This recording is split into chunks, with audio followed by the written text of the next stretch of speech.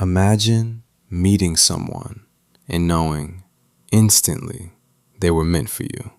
Not because of what they said, not because of what they did, not because of how long you've known them, but because something deep within you, something you can't explain, something beyond logic, recognized them. It felt familiar, like you had known them before, like your spirit whispered, "There you are."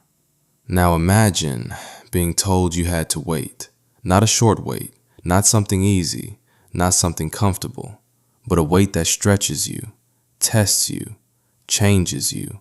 Not 1 year, not 2, not even 5, but 14. 14 years of waking up and choosing the same person without having them yet. 14 years of holding on to a promise when nothing around you looks like it's coming true. That is the kind of love that doesn't come from emotion, but from purpose. Jacob was running, not just from his brother, but from the consequences of his past. He had taken something that didn't belong to him. He had lied to get ahead. He had deceived to secure a blessing, and now he was paying the price. He was alone, no family to protect him, no home to return to, no comfort behind him, just a road in front of him and a promise from God that he didn't fully understand yet. Sometimes God will allow you to walk away from everything familiar so he can bring you into everything he planned. Sometimes the separation isn't punishment, it's preparation. Jacob walked day after day, step after step, until he came to a well, a simple place, a quiet place, a place that didn't look special, but it was. Because wells, in those days, were more than just places to draw water. They were places where lives crossed paths, where strangers became connected, where ordinary moments turned into divine encounters, a place where destinies collide. And then he saw her, Rachel. She wasn't trying to be seen. She wasn't trying to impress anyone. She wasn't performing or seeking attention. She was simply doing what she had always done, working, serving, taking care of what was hers, faithful in the ordinary. And sometimes that's where purpose finds you, not in the spotlight, but in consistency, not in perfection, but in faithfulness. The Bible says she was beautiful in form and appearance, but this moment was not about beauty alone. This was something deeper. This was recognition. Jacob didn't just see a woman. He saw something that spoke to his future, something that aligned with where he was going, not just where he had been. There are moments in life when you encounter something or someone and you don't need time to figure it out. You just know. And that knowing doesn't come from your mind. It comes from your spirit. The Bible says he kissed her and wept. He wept, not because he was weak, but because something in him had finally found rest.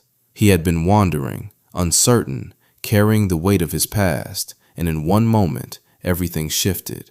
Why did he cry? Because when God finally brings you what he promised, your spirit recognizes it before your mind can understand it. It hits deeper than logic. It reaches beyond explanation. It settles something inside you that you didn't even realize was unsettled.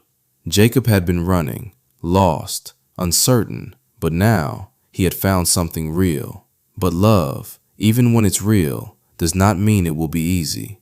Rachel had a father, Laban, a man who understood opportunity, a man who knew how to use what was in front of him.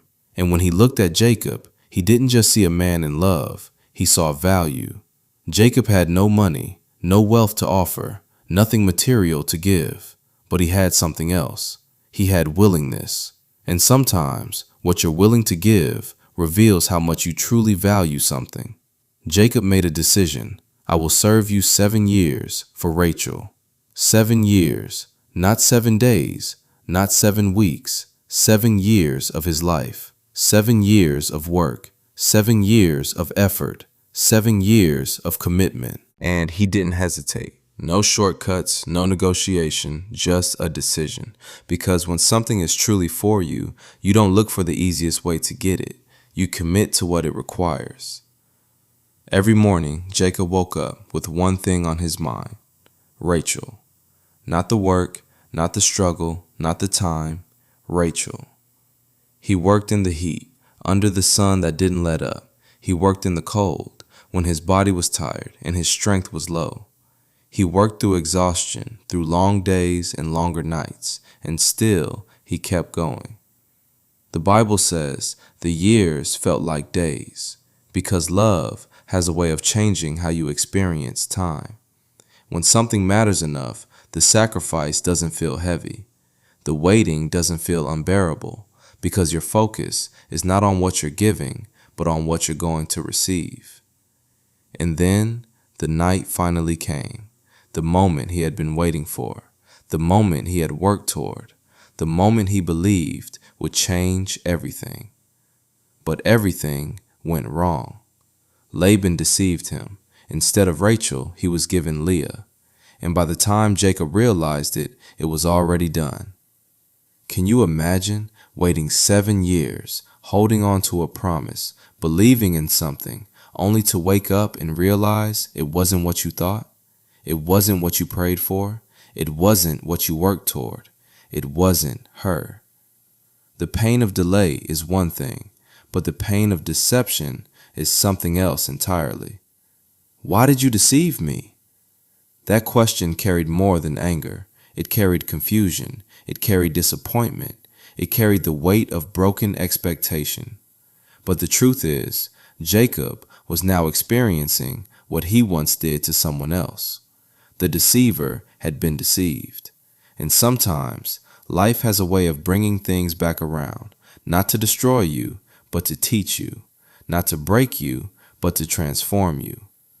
Laban gave him an answer, a reason, a justification, but none of it changed what happened.